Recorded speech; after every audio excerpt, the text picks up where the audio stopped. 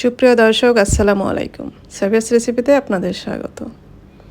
রেস্টুরেন্টের মতো পাস্তা যদি বাসায় তৈরি করা যায়, তাহলে এত টাকা দিয়ে আমরা রেস্টুরেন্টে গিয়ে কেন কিনে খাবো? আর এটা বাচ্চাদের অনেক পছন্দের একটি খাবার। আর ওদের পছন্দের খাবার যদি আমরা বাসায় তৈরি করে দিতে পারি, তাহলে কিন্তু ওরাও অনেক খুশি হয়ে যায়। চলুন তাহলে দেখে নিই আজকের পাস্তার রেসিপিটি। পাস্তার জন্য আমি প্রথমে পাস্তার সস তৈরি করে নিব। এই জন্য আমি প্রথমে 2 টেবিল চামচ তেল দিয়েছি আর 1 টেবিল চামচ বাটার দিয়েছি। এটা একটু গরম হয়ে আসলে তারপরে আমি এখানে রসুন কুচি দিয়েছি 1 টেবিল চামচ আর পেঁয়াজ কুচি দিয়েছি 1/4 কাপ। তারপর আমি দিয়ে দিলাম ইটালিয়ান হার্বস।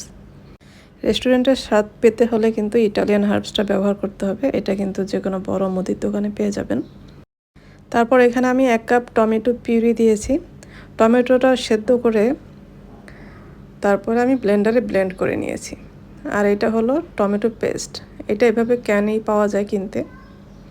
টমেটো পেস্ট দিলাম 2 টেবিল চামচ। তারপর পানি দিয়ে দিলাম 1 কাপ। এখন সব কিছু খুব ভালোভাবে মিক্সড করে নেব।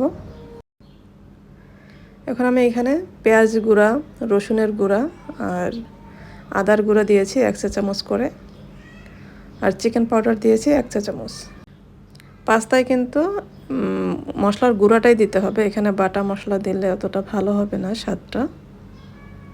তারপরে এখানে আমি মরিচের গুঁড়া দিয়েছি 1 চা চামচ। ঝালটা আপনাদের পছন্দ মতো দিয়ে নেবেন। তারপর সামান্য পরিমাণ লবণ দিয়েছি।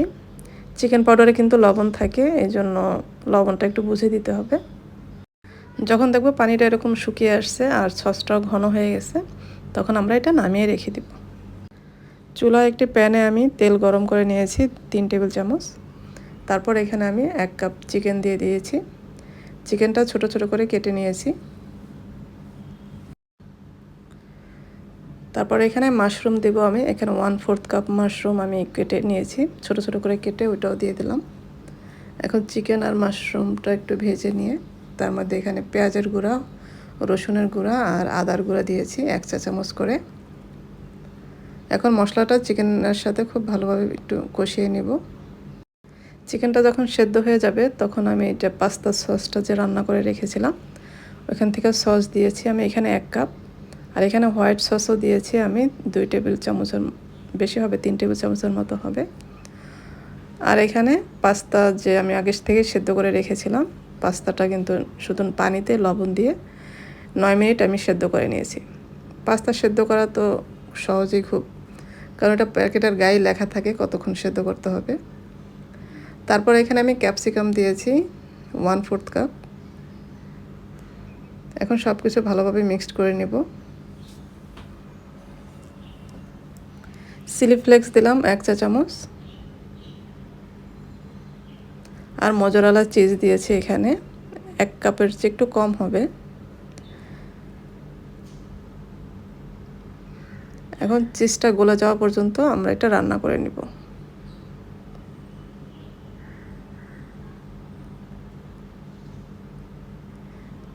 লাস্টে এসে আমি টমেটো সস দিলাম 2 টেবিল চামচ। এখন এটা ভালোভাবে মিশিয়ে নিলেই আমাদের পাস্তাটা একদমই রেডি। পাস্তাটা খেতে কিন্তু খুবই মজার, একদম রেস্টুরেন্টের মতো, আর দেখতেও কতটা লোভনীয় হয়েছে কিন্তু।